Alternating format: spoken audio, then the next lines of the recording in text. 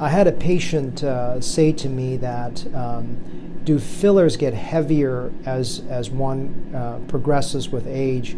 And the answer is no, yes and no.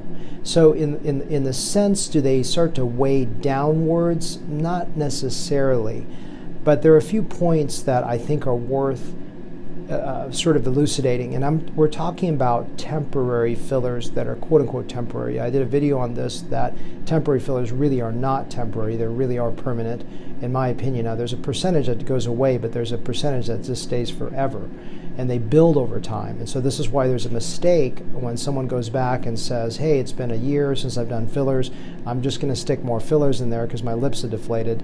And that's not always the case, and this is why you need to go find a ethical injector and one that has good taste, not just to inject you again because you said, by the way, it's 1 year from now, or it's 18 months, I bought a filler that's supposed to expire in 12 months. It's not the case. Fillers really build over time. So the reason why, I think one of the reasons why fillers become heavier over time is that the filler never went away, you just think it did, and then you just indiscriminately build on the previous filler, and so of course it gets bigger. And especially if it's done in non-tasteful areas like the anterior cheek. You can watch my videos about why I hate the anterior cheek fill.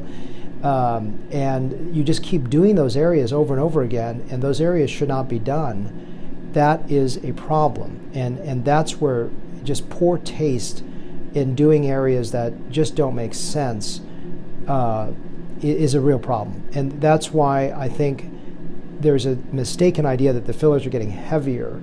I don't think they're getting heavier, they're just not going away, and you're building on the last filler with no taste.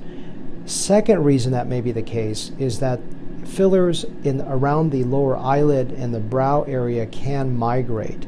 They migrate not like down the cheek, but they get pushed through repeated movement of the eyelid, and this is why now I've really decided not to do a lot of fillers around the eyes anymore, because I've seen some migration issue over the years. So that is a problem with fillers, and that may be considered heavier, but it really is some limited migration of the filler, which fortunately, as you know, you can dissolve these fillers. They do require some work. I have an ultrasound that helps guide me to do it, but ultimately do fillers get heavier? Not really. They just don't go away, and going to an injector that really has no taste and constantly building up the same areas that should not be built up is really what leads to that impression.